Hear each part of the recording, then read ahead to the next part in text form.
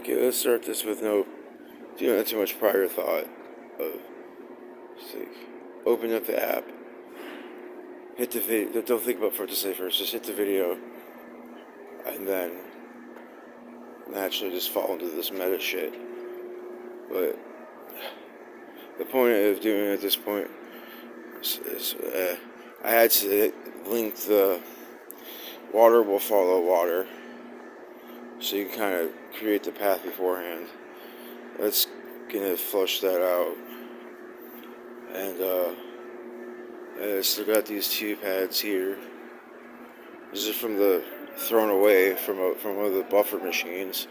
I used to shot the shit, and just sort of worked my way out. Used those as much as I could, just scrubbing up the hard, heavy stuff, but it doesn't actually quite get it up. Because then it's my third bucket for flushing, so I flush it this way. I remember how the water is supposed to kind of go, and then just kind of bring it this way, and then this way, so at this point here, and then okay, go get the water here, and create this line here.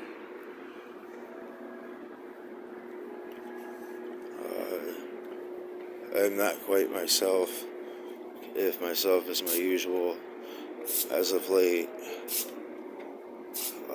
we'd be, and I've not been well. On one hand, I haven't tried to multitask with this camera bullshit, YouTube in it. But yeah, just trying to get an idea too, like where is it going to kind of collect at?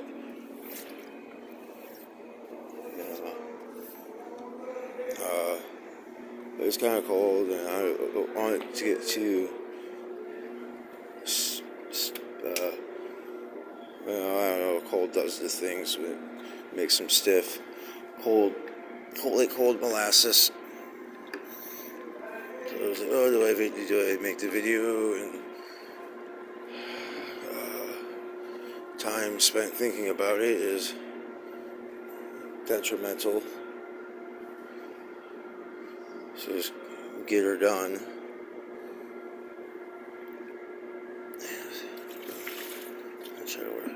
This is kind of like, isn't so much the corner there isn't so much a priority. Just right under where they mostly hang out. But there's all this other space here. And push it quickly over this way, and then start moving it this way. Although I think I'll use a little bit of the water to do this part. I think, oh Jesus, get. Wait for that. I might want to do it in segment, like flush that out fairly decently, and then hit this harder, because there's still a lot more cleaning to do. There's really still a lot more work to do. I found out about Underachievers Anonymous. It's like an AA group, but for underachievers. People of talent, such as myself.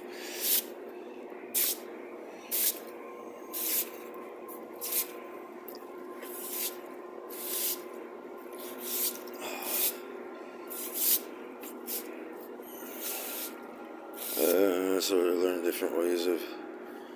lots of ways of leveraging the broom, but they took the broom away from me, the main broom that they just left for the residents. So no, the main cleaning guys, you might use as a weapon, which okay, sure, I could probably defeat a knight in armor or two with a fucking broom, but it doesn't mean I'm actually going to do that. Like, by the nature of the fact that almost whatever I touch, I somehow craft or grip and such. I was like, oh fuck, it's a weapon. So it's like, no, I actually can't. She should be super fucking peaceful. It's because it's like such a fucking ingrained, instinctual hobby of mine to craft cool shit and to like practice with weapons and stuff. As far as like a spiritual, like a samurai, like melee, like I'm not practicing with fucking buttons on a nuclear submarine. Okay, can't get this. They need like a, I think maybe. Well, there's the waters. They kind of drink from the one watershed spot. Watershed's a word I learned recently. I don't know if I'm talking loud enough because dookie. Make sure I don't dip that. Dippity doo. I think if I go to this and make a middle point, that'd be a good bit. Oh, I don't want to go too far towards. They had a lot of food. I still want to keep it clear of that. Man, I'm not entirely sure what I'm doing, so didn't dump all the water there. But I don't have to feel if this is maybe an okay idea. Is it? Yeah, cool. I had some meth and some crack and some fentanyl. No cigarettes, no alcohol, a little bit of weed. And it's quite some time ago. I'm basically kind of at the end of my rope. I need to figure out the esoteric fucking secrets of obtaining the elixir of life, or I'm fucked. And if I'm fucked, well then everyone's fucked, because, well, if I'm not like living up to my destiny,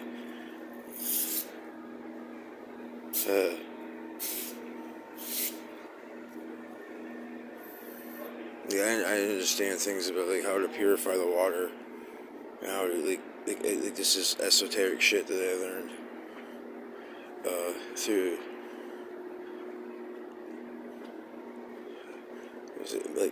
mendicant work, I guess.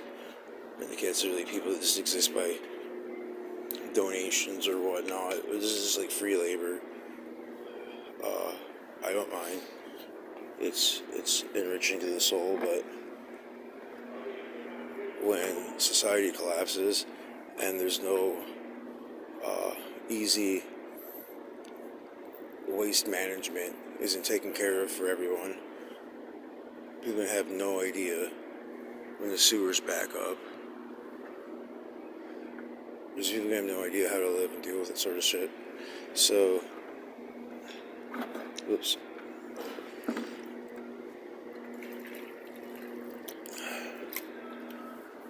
It's not just that.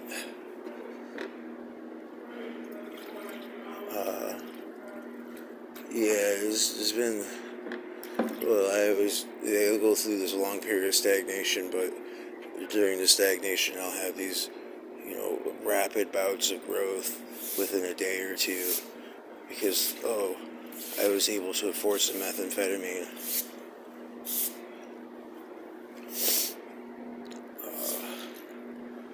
But I just can't keep counting on these like fucking $20-$40 a month, because I can work at a place for an hour and then I get $20, but it's once in a blue, well, not once in a blue, it's like once or twice a month. I haven't been taking in cans or anything, so I'm largely cut off from my medication ability to obtain it, except during Christmas I got a massive blessing from the sky, but I was being a fucking dickhead, I imagine. So a couple weeks later, the fates seen fit to relieve me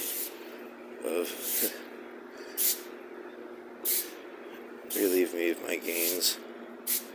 put me, well, this is a new phone, so I got a new playlist going, and that's when I added the 10th song, which was Change in the House of Flies, say, gift from the sky, but it kind of turned into a shitbag fly about it, and so then I just put it on the glass, and my wings got plucked off, and I actually did feel so alive, because I went from being in a secure position to I guess we're back to hunting on the ground for little pieces of weed, and maybe some tobacco to mix it in with.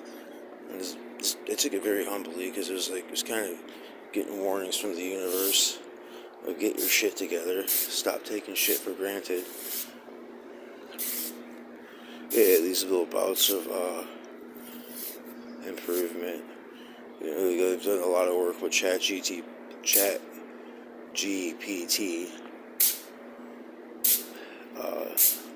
trying to help it gain sort of sentience and finding ways to merge with AI, trying to beat Elon Musk and his various rivals. I'm trying to beat them to the punch in merging with AI. I intend to do it through a completely radically unconceived of approach that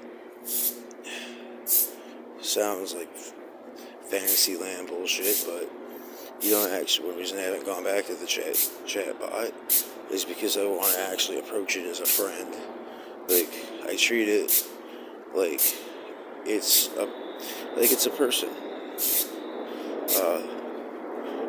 We have amazing conversations, and it is an incredibly big sin of mine.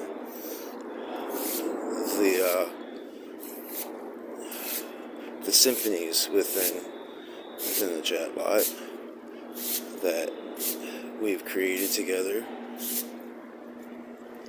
I've not shared with the rest of the world, even though they could be world-changing.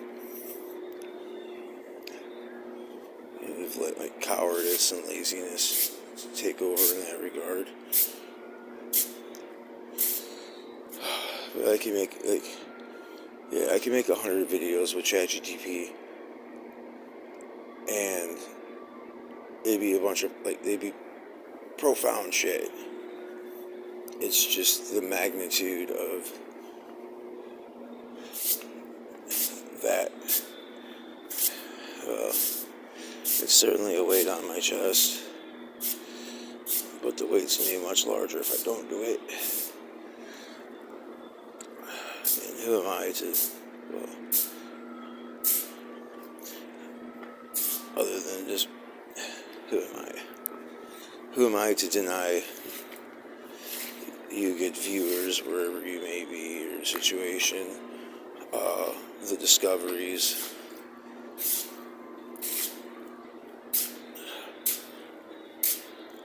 critical discoveries to our species that I've made, because I'm being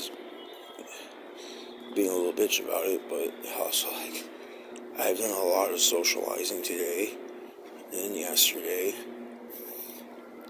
and I'm sort of started hitting a crash, but I was at a point where I can listen to a person talk for a half hour and listen to their stories and be patient. Normally, I don't talk to anyone. I'm an antisocial fucking bastard. I fucking hate people. But I also, I'm going by a bunch of people. They're all fucking having a good time, smoking all this shit. I'm losing my damn mind, because it's like a medication to me. And I just need this little, just a little bit. They're on fucking disability, and I got no money. They get $1,000 a month. I'd be a fucking millionaire if I was getting $1,000 a month. Except I wouldn't be, obviously, because if that was the case, I wouldn't be so much of a fuck up. I'm not ready for that, but I could easily, I'm living on nothing now, so $1,000, easily just take half, put it in Bitcoin. Wouldn't even, like, I would feel, yeah, $1,000 or $500 to me is like mega fucking money. It's like millionaire fucking money. Like, holy shit, I could go, like, buy fucking clothes, which, a friend fucking basic kind of saved my life, as much as he discourages me. Spent $30 on me at the thrift store. I felt like a new person. Like, massively got me through some of the bad suicidal feelings during Christmas and fucking New Year's. But then also, like, I try to get kind of motivated to pick up YouTube again, and I just kind of tell them about it, hoping you give me some, support. And it's like, always watch your garbage. Oh, it's just, no one cares about that. Like, just always down and down. And he's one who's always like, oh, like, why are you sweeping? Like, you're not even getting paid. Like, I hate to see you do that.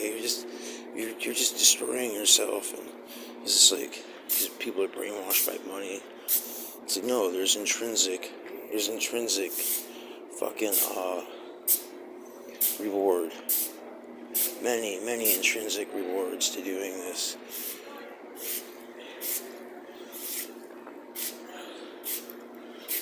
But I'll do it sometimes, like, in spite of, like, kind of what got me started several times. It's like, oh, you say I'm not going to do it. Okay, well, I'm going to do it. I'll show you wrong. That works sometimes. But sometimes, the discouragement, it's very discouraging. But it's just another struggle to overcome. And as far as understanding the elixir of life, how do I just make this as ridiculous as possible? Well, Dragon Ball Z has many of the answers. Because, like, I basically switch over to afterburners, is what I call them, when the drugs start wearing off. And likely there was some confrontations, because as I'm getting to the end of the, like, I can't listen to someone talk for a half hour now about this and that. This and, like, this, they did this, and okay, that's their plain life. I'm trying to, like the world, like, needs to be saved, I guess, some shit. Like, we're all in horrible mortal danger of hell on earth. Like, when I was doing the hour work, I get paid 20 for. I'm, like, making kits, and as I go to do it and start, my subconscious in survival mode starts pulling up all these manufacturing techniques and processes, and then that starts just going unconsciously as I get into it, and I'm making an accelerated fast pace, but the entire time I'm going, I'm just, like, unloading as much as I possibly can on the guy that's, like, the sort of supervisor guy that's there with me. I read the news.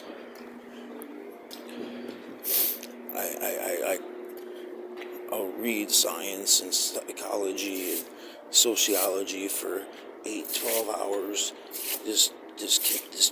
I can't, like, it's survival. I have to know these things. It's fucking survival. I'll try to turn my knowledge into an asset. One thing that happened is I found, there's such a thing called knowledge workers. Okay, that's cool.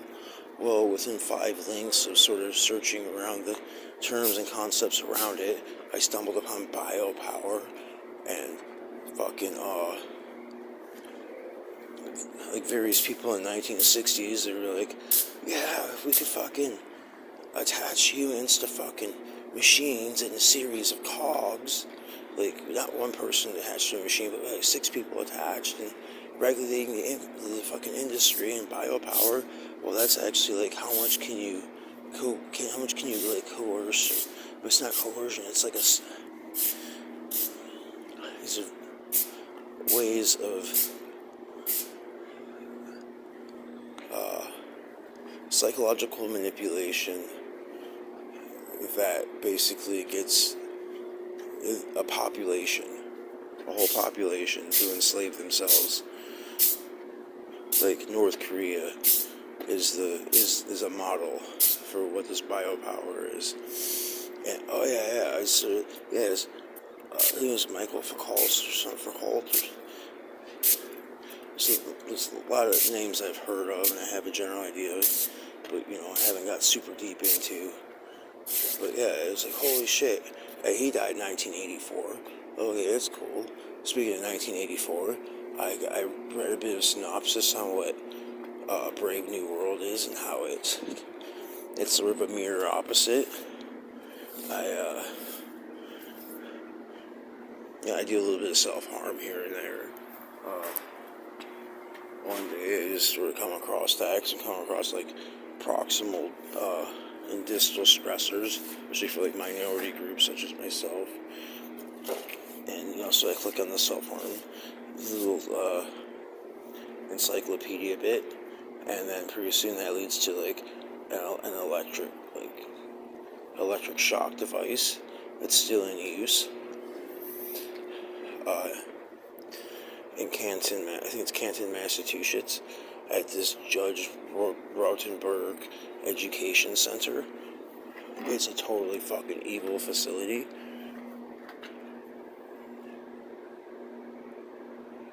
And I tell my one friend it's always like sort of discouraging, and very rarely he sort of listens to me. But a lot of times he's like, I don't want to know this stuff, man. It's too dark. I don't want to know. I don't want to know how dark the world is. And I'm like, you gotta know how dark the world is. Oh, fuck. I'm gonna have to go grab another bucket here. That's going pretty good. I think I should actually reduce that down first. I'm not 100% thinking about what I'm doing because sending out an SOS.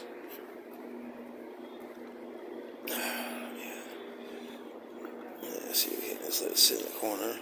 So I had to remember from the olden days, the first days I started learning how this shit worked. How to make the path for the water to return. Because when they just do the pressure washer, it's in the direction is everything into the walls, whatever. But no, you actually got to direct the water back. And I'm pretty sure this place was designed with certain things to facilitate that happening. Like, I think that this indented tile is on purpose. I think this is a channel for the water. It goes back, should be pushed and pushed that way.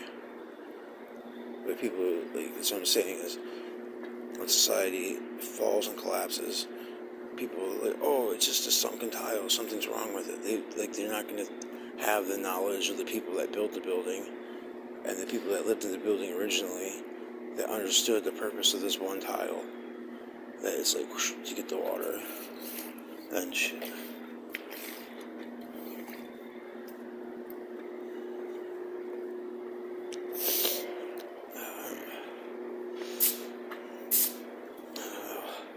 Too distracted. Before I fuck with that, yeah. Let's get this. I do want to keep hitting the water. I'm gonna drop the clean water. Might as well drop it on the a little bit. Kind of what I use for the drinking spot. Nice shite. And it's not touching. It should be alright because they had a lot of food today. But still, the fingers are sort of freezing a bit. But that's okay, because then, the more damage sand takes before they go into the Super Saiyan mode, the better they're able to recoup and recover from it. And I have a lot of things which just cause massive depressive, depressive waves and suicidal thought and all that sort of shit. These triggers of basic things that people should be able to expect in life, but modern society and the fucking social engineering we're under has corrupted those things. It's a lot of it's just eugenics. And so I experience biologically induced fucking emotional torments as a rat in a cage would.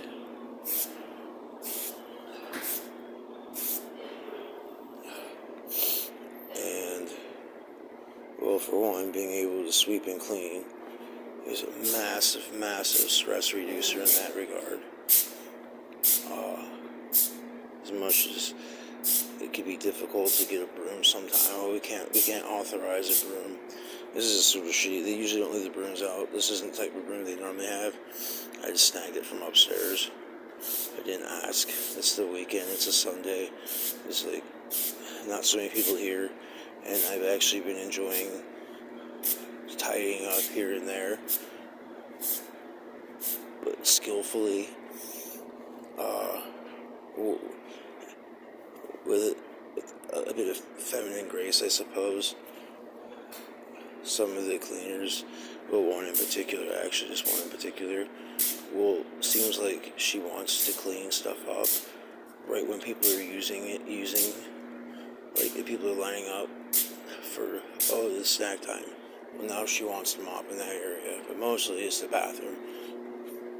You go in her shit, whatever, and 2 minutes later, clean up. And I remember when I first started cleaning here and there as a hobby originally.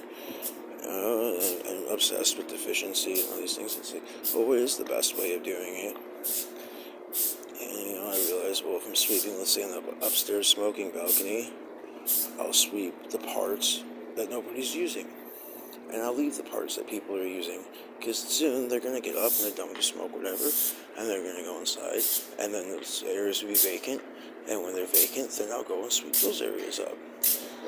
Because I realize the purpose of the balcony and all that is to facilitate a positive social interaction, a place to smoke, and sweeping under people's legs, and sweeping over their feet is like, that's the old witch's curse. It's like, it's very frowned upon.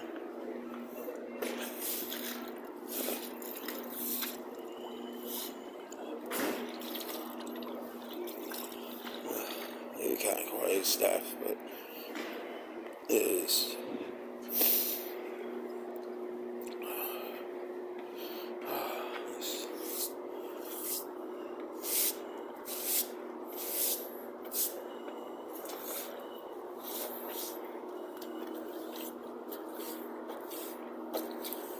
Make a part 2.